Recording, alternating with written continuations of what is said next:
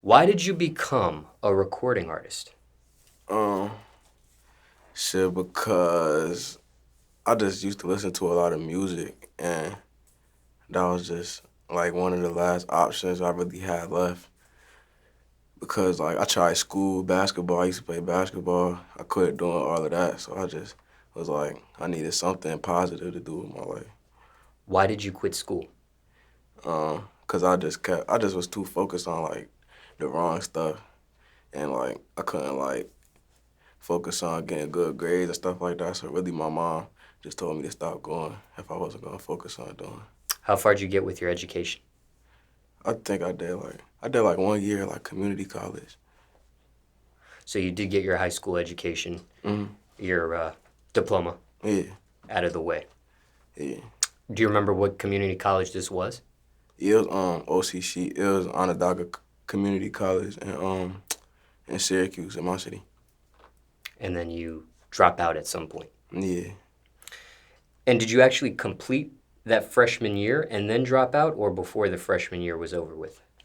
Uh, I completed my freshman year, and I tried to go back for my sophomore, but I got suspended because of my grades. And basketball, what happened with basketball? Why did that end? I just like it just you just gotta realize at some point you just not good enough for that shit. Like probably like my junior senior year, like between my junior and senior year, I just realized like I wasn't getting no offers for that shit. Like there's a lot of people like you go on YouTube, search Baller's Life, you're gonna see a 12-year-old dunking and shit already. I wasn't dunking nothing yet, so it was like I had to quit that shit.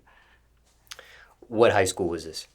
Um I went to high school out of town, and it was called Field. I went there, yeah, for all 4 years. And did you play varsity? Yeah. And what was your position? I played point guard. And what was your jersey number? 3. Any significance behind that jersey number? Um, I used to mess with AI and Chris Paul, cause I used to want to play like them, so I chose 3. Now, when it comes to music, what genre of music do you consider yourself at this point? Of course, like hip hop and rap, And how'd you get into that genre of music specifically?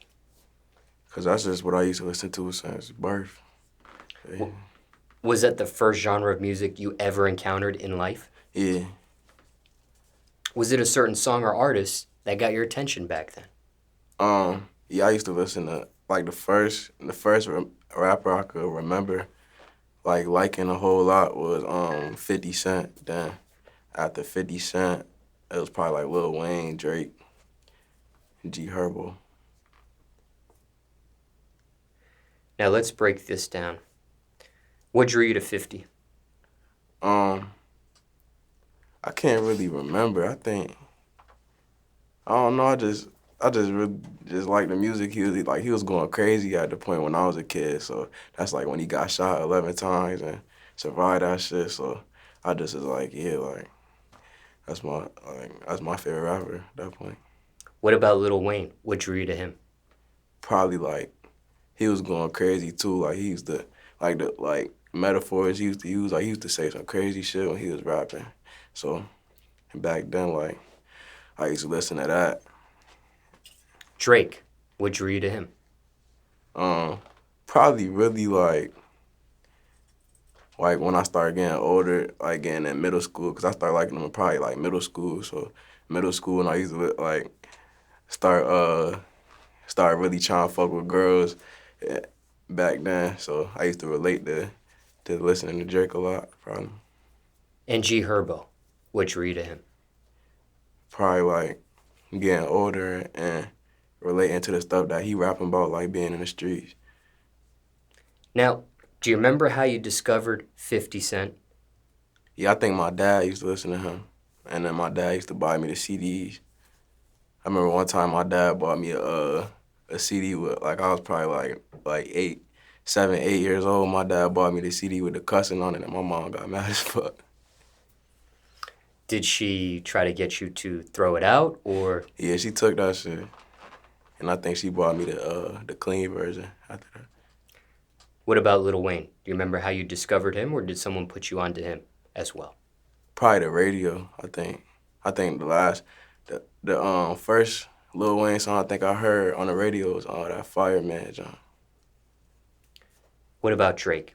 Do you remember how you discovered his music, or did someone put you onto him? I found Drake off the radio too. That best I ever had. And G Herbo. G Herbo. I found G Herbo off of YouTube, and I started listening to like everything he ever put out. Now, were these your musical inspirations or influence as well? And if not, who was? Yeah, that was definitely an influence in how I made my music too. Now, have you had a chance to personally meet any of these four you just named? Yeah, I met G Herbo. When? And where? I met him in LA in the studio. He was making a song with Polo.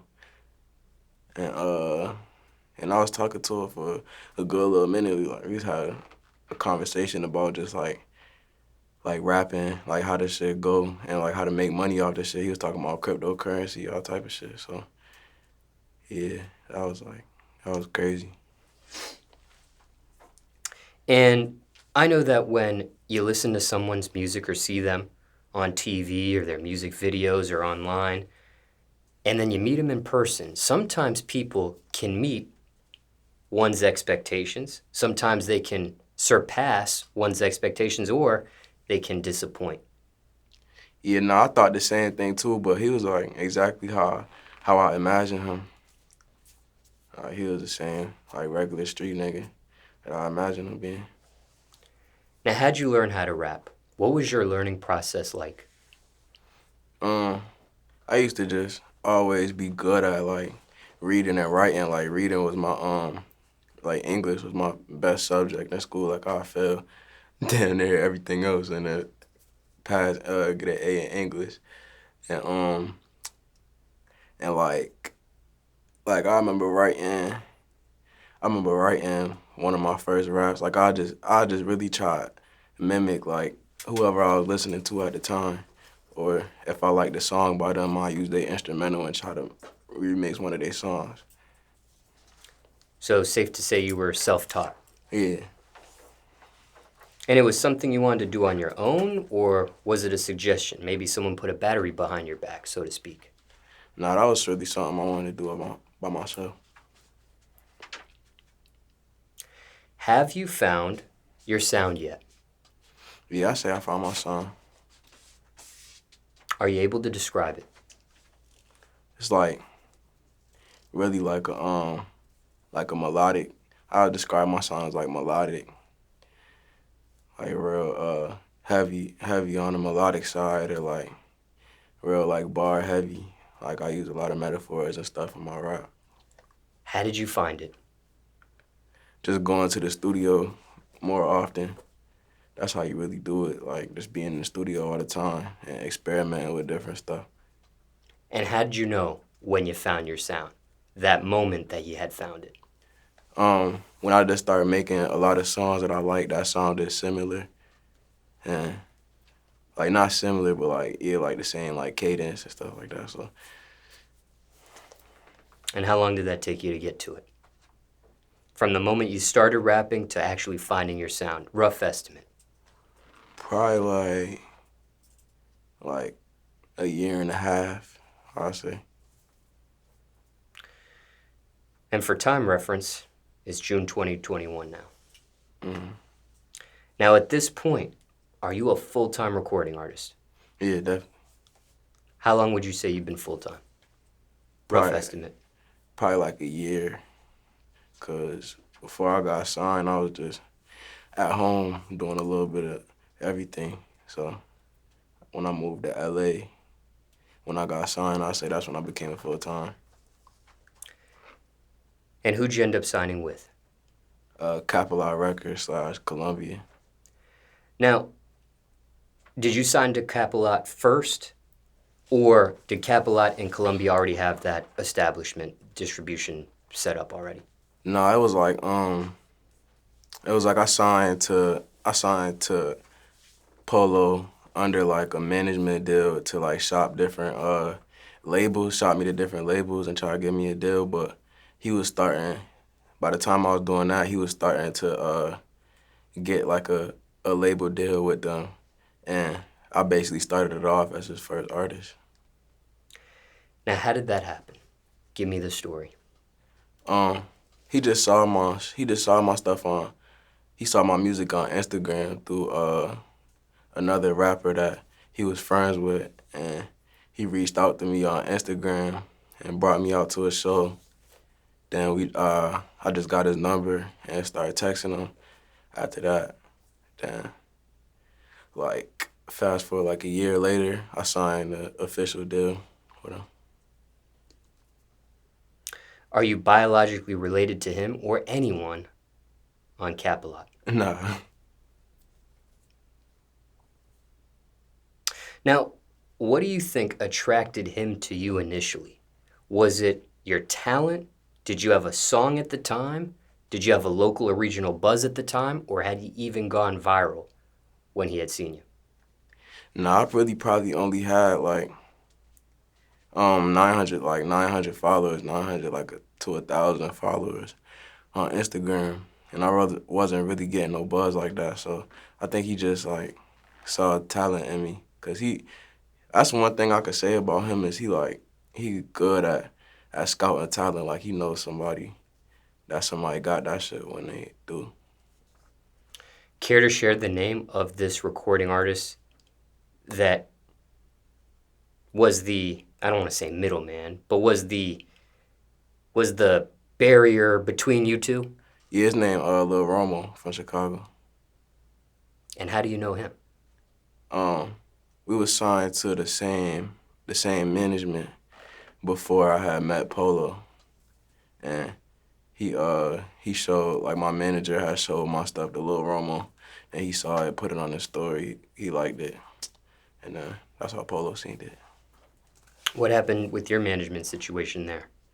I just didn't really like the deals that we was like negotiating, so I decided to just take my talents with ODA. Now, prior to signing with ODA, you passed on other offers? Yeah, I had a bunch of like after Polo, cause I dropped the song that caught his attention, and after I dropped that song and he put me on his story and stuff like that, I had a couple labels reach out to me, but they wasn't really offering nothing real, cause like I said, I only had like 1,000 followers on Instagram at that point, and probably like only a video with like 50,000 views. Care to share who you passed on? It's like a couple like World Star, like Republic and stuff like that. Now, do you remember what year you actually signed to Capilot? It was 2020. It was March 2020. And looking back, did you make the right or wrong decision there? Yeah, I think I made the right decision. Definitely made the right decision. And why do you say that? Because, I don't know. It's just like a faster progression I see with being, I don't want to say like attached, but like being under, like being around Polo, like any buzz that he get come to use. Like so and especially with him being as big as an artist as he is now, and a lot of stuff, like I just move a lot faster being with him, and the way like my life was going around the time like last year, like the way my life been going, it's just like I didn't have time to be moving slow with this shit. Now, in this amount of time that you mentioned you've been a full-time recording artist, and I believe you said a year and a half, rough estimate, ever felt like quitting? Hell yeah. Was it just a thought or a feeling, or did you actually take a break or even stop? I actually, well, before I became a full-time recording artist, I actually quit a lot of times. Like, I used to be on and off rapping. Like, I'll rap for like, I say, I'll go to the studio for like, be actively going to the studio for a month, then stop rapping, stop going to the studio, stop writing all type of rap for like 4 or 5 months, then pick it back up. Then my friends used to just tell me like, you gotta stop that shit, you gotta just keep going with this shit. So then I used to tell myself like I'm gonna put one thing about my music on my story every day to promote my shit. Then kept putting something on my story every day until I finally got the buzz that I wanted. Then, but after I became a full-time recording artist, I say like just the lame shit that come with this shit to make me want to quit all the time. What's an example? And just like everybody trying to get some type of fame off of you or some type of clout off of you. That should just be weird. You think anybody's ever used you, and I use that term loosely, to get to Polo? Yeah, definitely. Yeah, that's people like every day. That's what people be talking about. Like if it's like a producer or something like that, be like, you think you could show these beats to Polo for me or something like that, or like hit me in my DM like somebody like selling clothes or something like, yeah, I'll give you some free clothes if you show my shit to Polo. How do you deal with that? I just be ignoring that shit, cause I know Polo don't be wanting to hear that shit, cause there's a reason that he not responding to you. So. Now, when you did quit those times before you became full-time, what caused you to quit in the past? Why would you take those breaks? Cause I ain't really never want to be like, I ain't never really want to take rap serious, cause I didn't never want to be that like, check my mixtape out ass nigga or something like that. Like, I ain't really want to grind for this shit, like, cause it's kind of not embarrassing, but you gotta like put yourself out there when you want to really take rapping serious or being an entertainer serious. So I didn't really want to do stuff like that. And when you were a full-time recording artist, finally, it was more so just a thought of quitting. You never actually took a break or stopped after that point. Nah. Now, risk versus reward. What's the biggest risk you took for your music career so far? The biggest risk. Whether this was before full-time or after full-time, what's the biggest risk you took for your music career so far? The biggest risk, I'll say probably moving to LA out of my hometown to focus on music. And why do you say that? Because it's like, it's a lot of stuff that you can't be around, like, especially coming from where I come from, you can't like, it's like a lot of people going through problems back there that I can't help them out with, can't be there for them with, like, a lot of stuff like that. I can't be there, just supporting people back home because I'm out here focusing on music. And when you say home, what home are you referencing here? Syracuse. Have you mentioned this in your music? This risk that you took? Yeah. Like, when I first moved out there, I used to rap about it a lot. Is it a particular song right now you can reference if people want to go back and hear?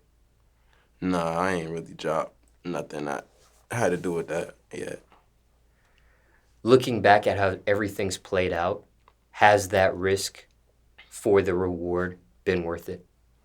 Yeah, I say like for me definitely because I know I made a lot of music, a lot of good music out in LA, like just focusing on music that I wouldn't be able to make if I was like back home trying to do everything else. What type of music did you make in LA that you couldn't in Syracuse?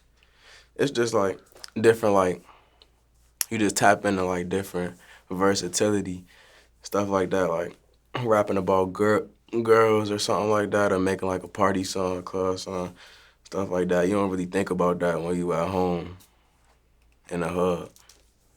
When you were at home in the hood, what type of things were you rapping or talking about?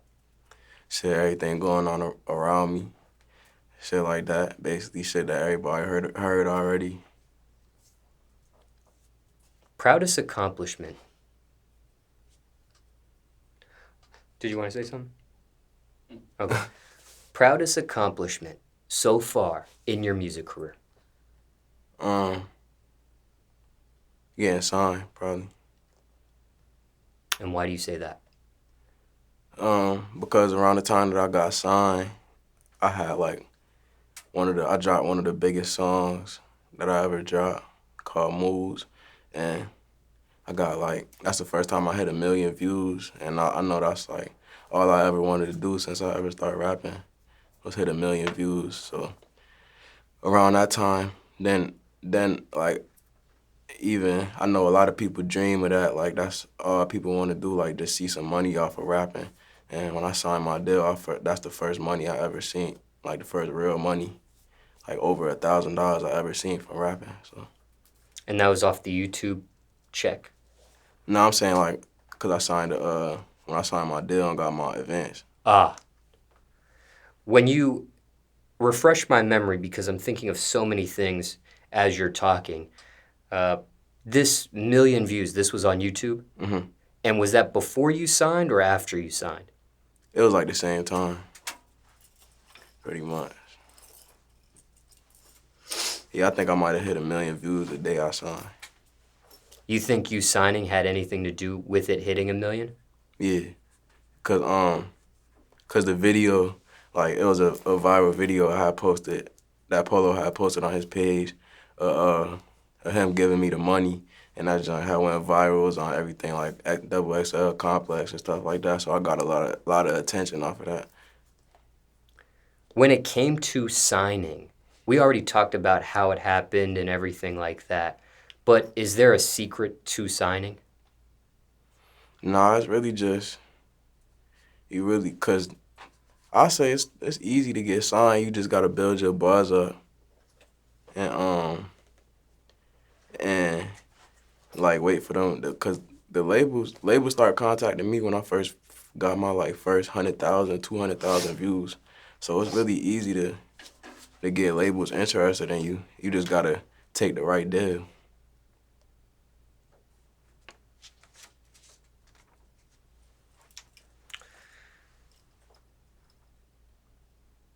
On the opposite, well, I'm assuming here that this accomplishment's been fulfilling for you. Yeah. Signing. Mm-hmm. Biggest failure so far in your music career on the opposite end of the spectrum. If signing was your proudest accomplishment, what's been your biggest flop, disappointment thus far? Um,